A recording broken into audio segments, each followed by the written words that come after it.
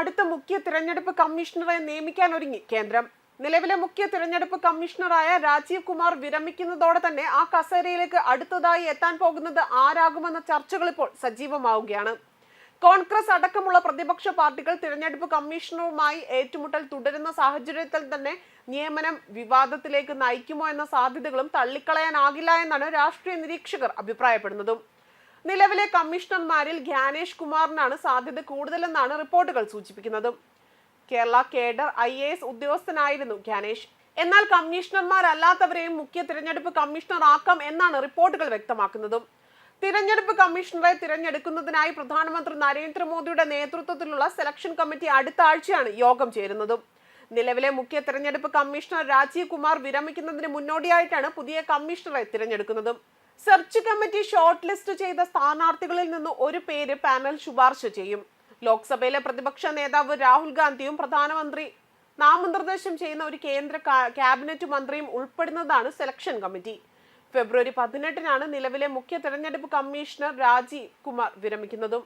ഇതിന് മുന്നോടിയായി തന്നെ പുതിയ കമ്മീഷണറുടെ പേര് അന്തിമമാക്കും. സെലക്ഷൻ കമ്മിറ്റിയുടെ ശുപാർശയുടെ അടിസ്ഥാനത്തിൽ രാഷ്ട്രപതിയാണ് അടുത്ത മുഖ്യ തെരഞ്ഞെടുപ്പ് കമ്മീഷണറെ നിയമിക്കുക. കഴിഞ്ഞ വർഷം ഒരു പുതിയ നിയമനം പ്രാബല്യത്തിൽ വരുന്നതിന് മുൻപ് പരമ്പരാഗത രീതികൾ അനുസരിച്ചുകൊണ്ട് നിലവിലുള്ള തിരഞ്ഞെടുപ്പ് കമ്മീഷണറുടെ വിരമിക്കലിന് ശേഷവും ഏറ്റവും മുതിർന്ന തിരഞ്ഞെടുപ്പ് കമ്മീഷണറെ CEC ആയി പാലക്കാട് നിയമിക്കുകയായിരുന്നു ചെയ്തിരുന്നതും.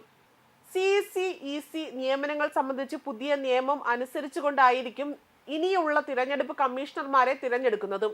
ഇതിനായി സെർച്ച് കമ്മിറ്റി 5 സെക്രട്ടറി തലത്തിലുള്ള ഉദ്യോഗസ്ഥരുടെ പേരുകൾ ഷോർട്ട് ലിസ്റ്റ് ചെയ്യുകയും ചെയ്യും. പ്രധാനമന്ത്രിയുടെ നേതൃത്വത്തിലുള്ള ഒരു പാനലിന്റെ പരിഗണനയ്ക്കായി അയക്കുകയും ചെയ്യും.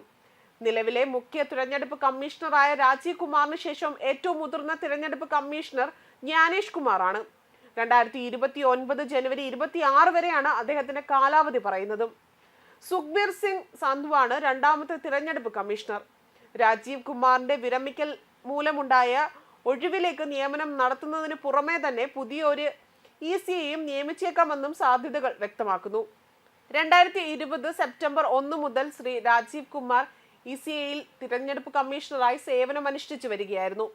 തിരഞ്ഞെടുപ്പ് കമ്മീഷണറായിരുന്ന കാലയളവിൽ 2020 ബീഹാർ, ആസാം, കേരളം, പുതുച്ചേരി, തമിഴ്നാട്, പശ്ചിമ ബംഗാൾ എന്നീ സംസ്ഥാനങ്ങളിലെ നിയമസഭകളിലേക്കും 2021 മാർച്ച്, ഏപ്രിൽ മാസങ്ങളിൽ കോവിഡ് ആശങ്കകൾക്കിടയിലും തിരഞ്ഞെടുപ്പുകൾ നടത്തിയിരുന്നു.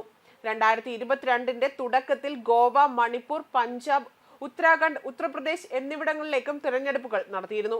ചുമതല ഏറ്റതിനു ശേഷം പറഞ്ഞ വാക്കുകൾ ഇങ്ങനെയായിരുന്നു: ഇന്ത്യൻ ഭരണഘടന സമ്മാനിച്ച ഏറ്റവും മികച്ച സ്ഥാനങ്ങളിൽ ഒന്നായ നമ്മുടെ ജനാധിപത്യത്തെ ശക്തിപ്പെടുത്തുന്ന സ്ഥാപനത്തെ നയിക്കാനുള്ള ഉത്തരവാദിത്തം ലഭിച്ചതിൽ തനിക്ക് ബഹുമതി തോന്നുന്നു എന്നായിരുന്നു അദ്ദേഹം ചുമതല ഏറ്റതിനു ശേഷം വ്യക്തമാക്കിയത്. നമ്മുടെ പൗരന്മാർക്ക് സ്വാതന്ത്ര്യവും നീതിയുക്തവുമായ തിരഞ്ഞെടുപ്പിൽ നൽകുന്നതിനും അതുപോലെ തന്നെ വോട്ടർ പട്ടികയുടെ പരിശുദ്ധി ഉറപ്പാക്കുന്നതിനും ദുരുപയോഗങ്ങൾ തടയുന്നതിനും നമ്മുടെ തിരഞ്ഞെടുപ്പുകളുടെ ഗുണനിലവാരം ഉയർത്തുന്നതിനും കഴിഞ്ഞ 70 വർഷത്തിനിടയിൽ ECI ധാരാളം കാര്യങ്ങൾ ചെയ്തിട്ടുണ്ടെന്നും അദ്ദേഹം പറഞ്ഞിരുന്നു.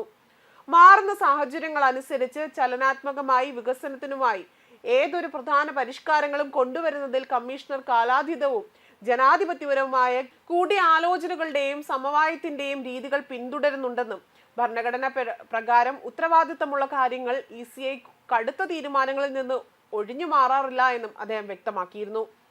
ന്യൂസ് ഡെസ്ക് കർമ്മ ന്യൂസ്.